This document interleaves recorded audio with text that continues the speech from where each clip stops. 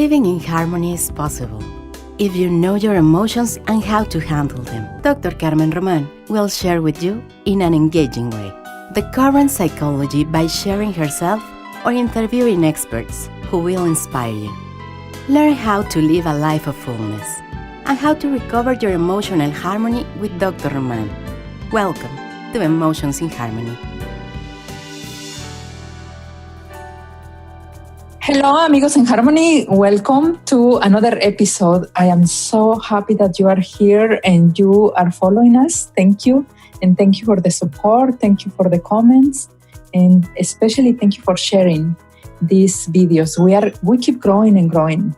And that's fascinating because that allows me to have more fun and to keep looking for high qualified guests so we can all enjoy and learn a lot.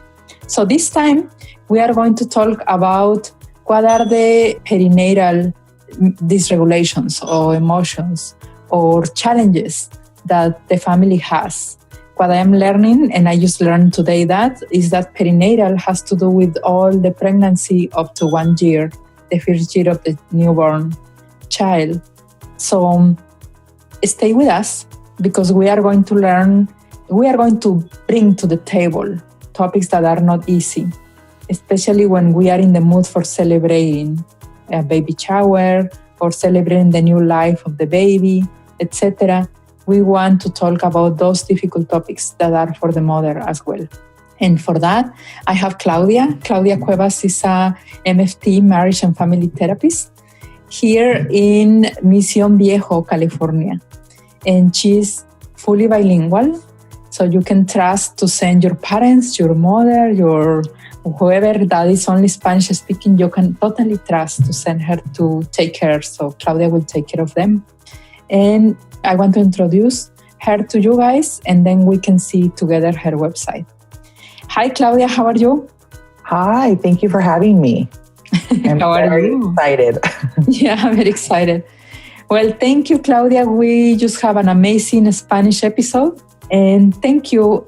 The bilingual, we always get to word double, yeah? Yes, we do. Absolutely. And we are happy to word double if that serves our community. So thank you for willing to be in this double work and to be now in English. Thank you for having me. Claudia, I will share a little bit of what I learned from your career and you can say something else. Claudia has a bachelor degree that comes in Spanish and psychology. It was a double bachelor degree from the State University of San Diego. And she also has a master degree in marriage and family therapy from the Pacific Oaks Institute or College, Pacific Oaks College. And passing all of these awful examinations made her a licensed family therapist in California. Yeah. Yes. Do you want to say something about yourself that helped us to know you better? So my master's degree is actually also a specialization in Latino family studies. And the reason why I wanted to emphasize that is because I had the experience of, I was born here in the United States, but at the age of 11, 12, we went back to Mexico with my dad. And I grew up in a very small town in Jalisco, which I love. And so I have that experience of living in Mexico and then coming to the United States and having to leave all that and understanding just, the Latino community and the struggle of migrating to another country, leaving what you have behind, coming here. And so I'm very interested. And I think it's easier to relate to some of my clients because of that experience. But I also did elementary school here up to the age of 12 in the United States. So I'm really what you call bicultural. So I can understand both. I did college here, master's here. So I have that little extra to give. Wow, you have quite an interesting background. Yes. Wow. Well, thank you. And that I think it will show in the way you are talking about the families and the mothers. I want to share the screen of your website. So here, for the ones who are in video, here it is. Her website is claudiacuevas.com. And we are going to go and change to English. So Claudia, tell us a little more about your practice, please. So I'm in South Orange County in the city of Mission Viejo. I have an office there. I see clients for individual, couples, children therapy. I also do psychological evaluations for immigration cases. So I'm available to do that as well. And part of it is just that I want to have a space that's open, that people feel comfortable coming in. It's nice and cozy. It looks. I really like your office. Thank you. Then here you have individual therapy, couples, family, immigration assessments. You work with the employment assisted programs, and of course the maternal wellness, the perinatal mood and anxiety disorders. Do you work with children, Claudia? I work with children over the age of 12. I think I'm much more comfortable with that. And I think there's people that do a better job with children that are younger, but I love the tweens and I like the teens.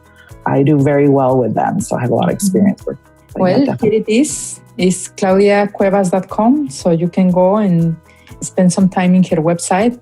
And we are going to enjoy what you have to say about the perinatal moods.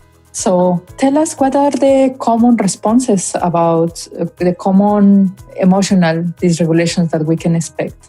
So perinatal mood disorder or perinatal mental health disorders range anywhere from the conception, which is once you get pregnant, to until the baby turns a year. So that's what we call perinatal. Most people identify postpartum depression. That's a very common term that people use. But there's also different types. So we have postpartum anxiety, there's PTSD, we can have bipolar, and there can be up to, which is the most concerning, which would be postpartum psychosis, which we want to get someone to immediately seek help and, if necessary, go and be in a hospital or see a doctor as soon as possible, because that's at high risk. And that's usually what we see in the news, is a mom going through some type of psychosis, but it's very common. Anywhere between 50 to 80% of women will experience what we call baby blues. So that's a lot of women who are feeling stressed, crying often, able to sleep, mood swings, irritability are those common symptoms within the first 2 to 3 weeks after having a baby. But we can have those symptoms as soon as you get pregnant. Mm-hmm. Okay, so as soon as you get pregnant, you get the changes in your body and you get you get some type of emotional dysregulation. Mm-hmm. We don't know what causes postpartum or perinatal mood disorders. It could be all these hormone changes. I mean, we could be being born immediately, having this baby in this rush of chemicals going back into your body, starting up again. What we do know is that there's some serious risk factors that would make you more likely to encounter either any type of perinatal mood disorder. So have you had depression, clinical depression or anxiety in the past? Are you already diagnosed with schizophrenia or another mood disorder, bipolar? What is going on environmentally in your right? Are you going through domestic violence? Are you having financial difficulties? Are you having marital problems? If you already have children, and have you had postpartum depression or anxiety with those children that you had before? So once you've had a postpartum depression or anxiety, you are more likely to have it again, and it can be more severe every time. So that's something to really keep in mind. Those are a lot of the risk factors that are going on that may increase your risk of getting postpartum depression or a perinatal mood disorder. Wow. So sometimes we don't stop and think about it. Sometimes we assume that is that we don't want the child. Yes. I think one of the common things that mom go through is that I should not be feeling this way. Mm-hmm. The most amazing part of life. I've been wanting this child for such a long time. Mm-hmm. Everybody said I was going to glow and it was going to be beautiful. And I'm going to fall in love with my baby. And I do not feel that way. And so I must be a bad mother, or I must have done something, or God is punishing me for something I did in the past. Mm-hmm. And the reality is that it's very, very common to feel these symptoms, to feel like you're not attaching to your baby, it's a stranger, right? It's this little person that came in and is disrupting your whole world, even though you wanted him or her. So those are very common symptoms to feel with moms, feeling a lot of guilt and a lot of shame for feeling depressed or not feeling like they're bonding with their baby or not feeling like they want to get up or just feeling overly tired. Those are very common negative self-talk that we have. Or also sometimes being concerned about the future of the baby. And sometimes it's like, I don't want her to be a woman because women, it sucks in this world to be a woman. Or I don't want for him to be a baby, a man, or like all of these things has nothing to do whether you love or not your baby. It has to do with your own concerns, with you as a person. Yeah. Right. It's a lot of these preconceived expectations that people have, right? Like, I wanted a girl. And some of the times, as a therapist, you want to look at like, what happened? Why don't you want to have a girl, right? So everything's been great. You haven't had any symptoms. You have 3 boys, and then you have that girl. Mm-hmm. And that girl's going to bring up all that stuff that we've been tucking away, hiding, not talking about, not wanting to deal with. And as soon as we have that girl, it's right in your face, and it's a little mirror that we have. So something to keep in mind when that happens. It makes me very happy that we are talking about this. Seems like talking about the elephant in the room. Mm-hmm. And it is not an easy topic. Definitely not a baby shower topic, yeah? No. No. But it's when the mother needs the most support. Yeah, and we have to look at like culturally, what does that look like, right? Different cultures deal with pregnancy and afterbirth, and some cultures are much more open about talking about the disorders or even just your origin of family. Like if your mom had a postpartum, she is overly concerned that you're going to have postpartum, right? Mm-hmm. But if your mom had a postpartum and never told anybody, so then we don't talk about that in our culture, in our family. We don't say anything. We hide it. It didn't happen to me. And so you have to kind of see like, what does that look like around you? Yeah. Wow.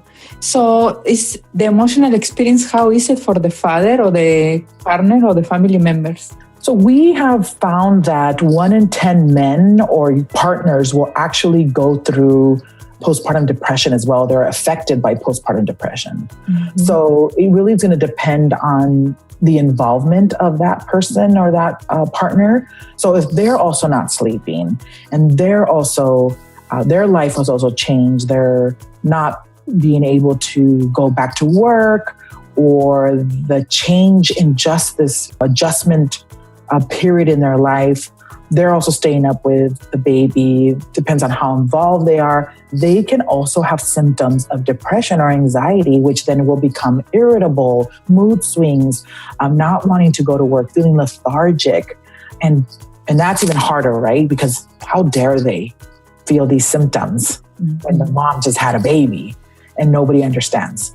But we know culturally that in Mexican culture and Latino culture, the men will feel symptoms when their spouse is pregnant, right? They get nauseous and they throw up. So how is it that they are not also affected by this and feel the symptoms of depression?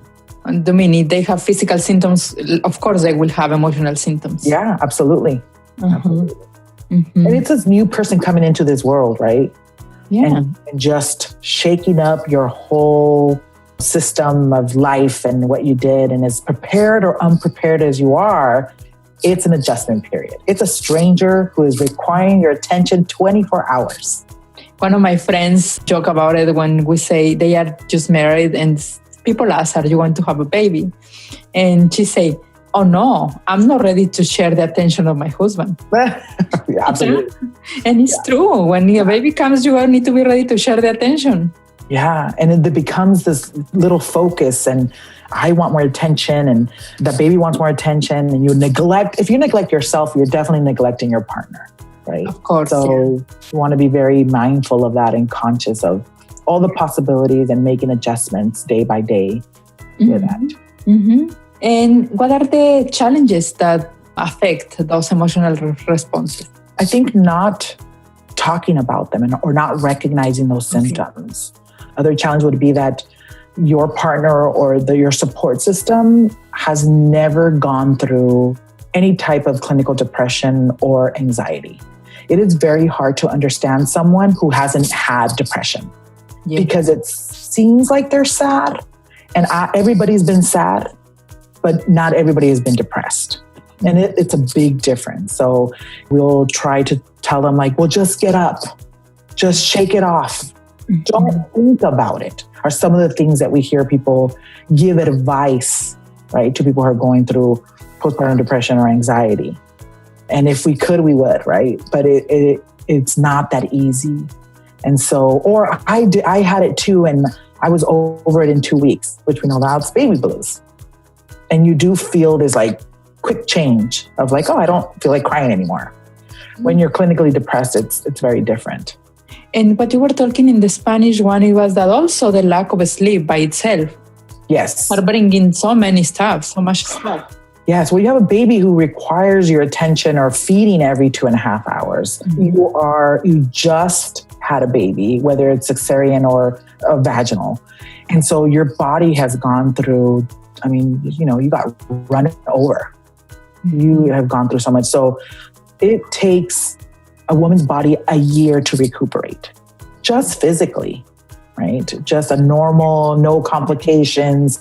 Everything was great to recuperate. And so if you're not sleeping, you will have symptoms of maybe seeing shadows, or you're more irritable, you're tired. So then if you're not sleeping, you're probably not eating right.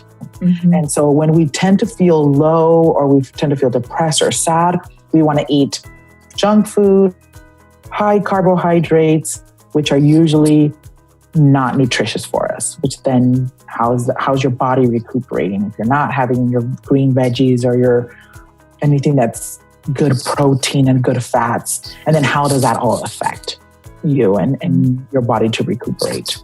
Yeah. Oh, wow. It's a whole new world. Yes, definitely. Uh-huh.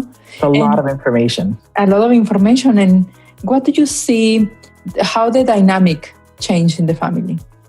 In every aspect, right? It will come and change depending on what's going on. I know in the Latino community, we see a lot of, here in the United States, when the immigration process, you go from going from where you're living to having all these people around you and having all this extra help, the abuelita, the tias, everybody's coming around, helping you. When you're here, you usually don't have that large set of support. And so now you're by yourself. And now your husband's leaving you by yourself. And so he comes home, he's working maybe 2 jobs, and you need a break. And so the disruption in your day-to-day life really affects your mood and affects your partner's mood as well. Mm-hmm. Yeah. Also, you were saying that doesn't respect socioeconomic level, yeah? So you think there definitely does not discriminate. It's going to be any race, socioeconomic background, anything. You are not immune to getting postpartum depression or perinatal mood disorder. It will be across the board. We don't have any predictors that will, there's no test that you can say take a blood test. Will I be able to get it? It's not. It's going to be very random. You could have had your first child and get postpartum. You could have had until your 5th child and get postpartum. It's just really going to depend on your body and if you are going through other things that may be affecting it. Yeah. So what we can do to help, not to get on the way? So one of the things that's really important is just to be there for the mom, right? So a lot of the times we will call and say, well, can I help you with something? And the mom will say, nope, I'm fine. Everything's great, as they're sitting there with a baby on their side and not sleeping, right? So I think just showing up, coming over, saying, well, it doesn't matter. I'm going to come anyways. Give me the baby, go to the room, lock the door, take a shower. Mm-hmm. I mean, you don't know how many times I've heard a mom saying, I just want to take a shower. Mm-hmm. Just let the water run or take a bath or something. And so being able to say, okay, I'm going to come over, go do what you have to do for 2 hours, because it's 24 hours, right? It's a long time. Mm-hmm. So being able to be there, being supportive, not saying, well, when I went through this, or I heard my neighbor's daughter did this and she got over it quicker, just really being in the moment and being there for them would be the best thing you can do. I think in the American community, we are living so fast and so quick that we forget that the mom needs some extra attention, yeah? Yes, definitely. Or also we are so respectful that we will not impose ourselves. Absolutely. It's like, well, if she needs me, she'll call me. But, she'll let me know. Yes. And a lot of the times it's a week has gone by, you haven't taken a shower, and you're like, oh, this is not normal. Yeah. Right? Especially when sometimes we're so disconnected. We can live in a community and really not know your neighbors. That's true. Yeah. You're just passing by and you do a little nod and don't know. That's very different in the Latino community, living outside of the United States. Everybody knows each other. Oh, yeah. It's for those of you who live in this country and grew up without knowing your neighbors, that's not normal. No. Not normal. No. It's so amazing. I remember when I was a child and the neighbors will literally open the door and come and help feed my sister or me. Yeah. My mom was in the hospital and they come and check on us all the time. And it was very normal. I remember that I lived in a very small town in Jalisco, and when you would want to go and find us, all we would say is like, as soon as you get to the town, just ask for Cuevas and they'll point you to our house. Right? So it's just, they'll tell you, I saw your kid over there in the Llanito playing some basketball. Everybody's over there. It's just very community. I had a tough time when I came back to the United States and being so isolated and not knowing anybody, not knowing my neighbors. It was a big shock for me. Yes. And these special situations where you are raising a baby and you really need help. Yes. Well, I will say it's a little polite just to insist in your help. Yeah.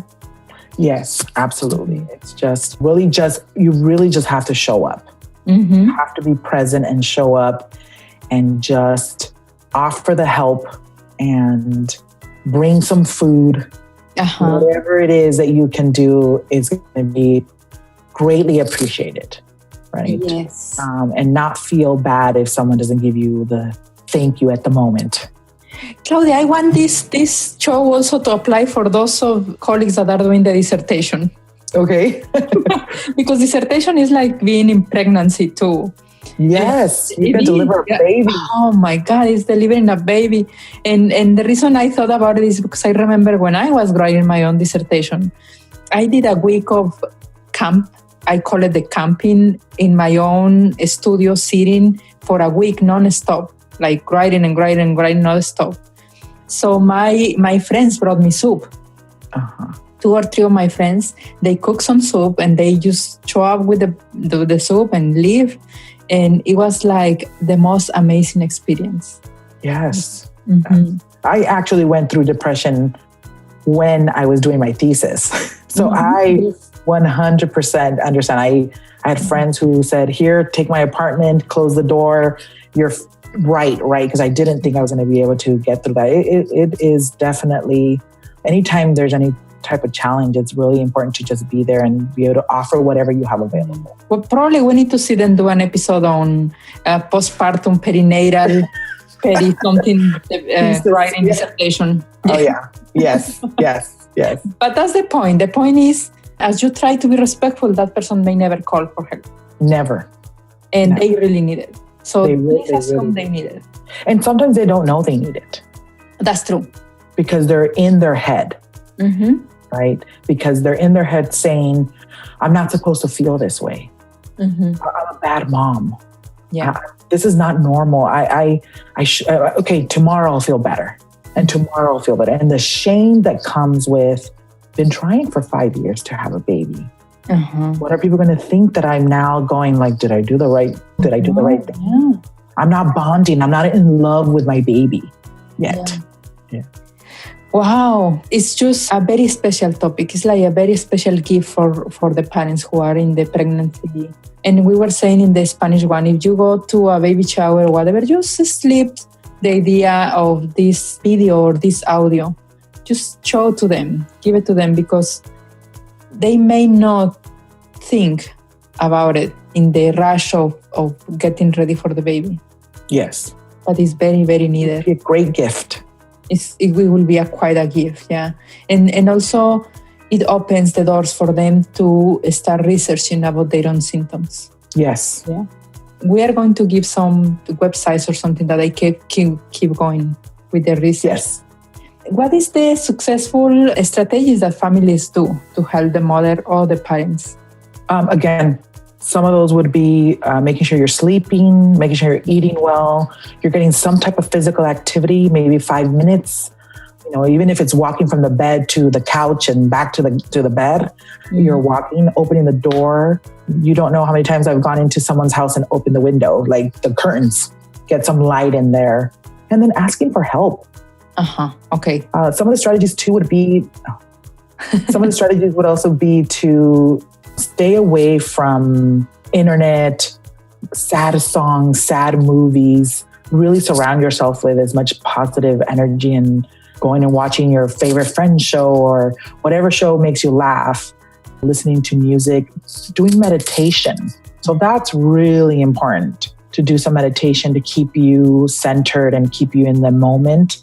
Practicing some mindfulness is going to help recuperate your brain so that you're able to not let these intrusive thoughts take over. Yeah. I know we have so much information and we can keep going on and on and on. And at least I am very happy that we opened the topic. Yes. Yeah. And also they can find you if they have further questions or further comments. Definitely. We will put in the notes your contact info, but also they can go in claudiacuevas.com and they can find you there. I want to move you into the hot spot. Okay. Yeah. Are you ready? Yes. Yeah? I'm ready. Okay. So the hot spot for new listeners is something like we ask our guests questions that she or he will answer as whatever comes to their mind. And we want to kind of pick their brains and pull more information, because obviously 35 minutes or 40 minutes is not enough of information. But we want you to have resources to keep going. This is what we want. So Claudia, yes. What is a daily habit that you believe contributes to the emotional success of a mother in the perinatal stage? I'm going to repeat it again. Sleeping, eating right, physical activity, and practicing mindfulness on a daily basis as often as possible. Excellent. I keep listening, that same list, I keep listening for almost every thing that happened in our body, yeah? Yeah. What is an online resource that's been invaluable for your clients during this time? So there is a great community, great organization. It's called Postpartum. The address is postpartum.net, and it's international. So you can find all the information if you're a parent or if you're a professional. There'll be information. There's a hotline. There's different resources there. And then also there's a project called the bluedotproject.org, which is really good. They come up with, I think, April 20th is going to start the Maternal Mental Healthness Week. And they have a lot of activities going on. And then maternalmentalhealth.org is also an LA area. If you're in California, that's a great resource. Wow. So I am in Amazon already, because you are going to share also, besides the websites you mentioned. Yes. I'm going to ask you, what are the books? Okay. So there's a really good book called This Isn't What I Expected. And it's Overcoming Postpartum Depression. Yes. You can also see the screen, yeah? Yes. Excellent. So that's a really good book. Excellent. More like it has like a little bit of workbook. It has a little exercises you can do, get you some quick information. And then if you want something from a person who has actually gone through postpartum depression, Brooke Shields has an excellent book relating to her story. Before we share that book, let me show something very cool. Something very cool is that now I can add this to the books, I have a public list now. Perfect. I just got accepted as an influencer by Amazon. And that means that everything that I can put all these books, whatever, and you can just go to that list and find it there and buy it there. Oh, very cool. So let's go see the other one. Okay, the other one is called Down Came the Rain. With Brooke Shields. Brooke Shields, yeah. Excellent. Here it is. My journey through postpartum depression. Excellent. Wow, Claudia. One more for couples. Mm-hmm. One more. The other one's called Tokens of Affection. Oh, that's right. You mentioned that. Tokens of Affection. And this is a book as well. Oh, yeah. Here it is. It's an excellent book of reclaiming your marriage after postpartum depression. And it's really a couple's book. Excellent. So here you have, and it will be in the notes as well. And in the notes, we put a link for you to go slowly and get some of these books or get some information, or probably you will start looking in Amazon and you find other books that will be helpful. So, and if you've gone through it, it's good to read these also to go, oh, okay. Yes. I understand now. Yes, that's right.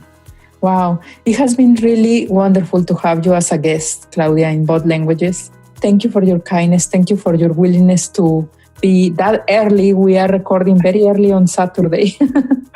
Yeah. Thank you so much for having me. Yeah. Is something that you want to say to finish?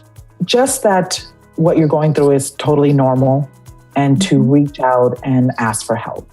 It's the most important thing you can do for yourself, for your baby, and for your family. It's like, just take care of yourself. Yeah. This is normal. Thank you for saying that. It's normal. Take care of yourself, and you are not alone.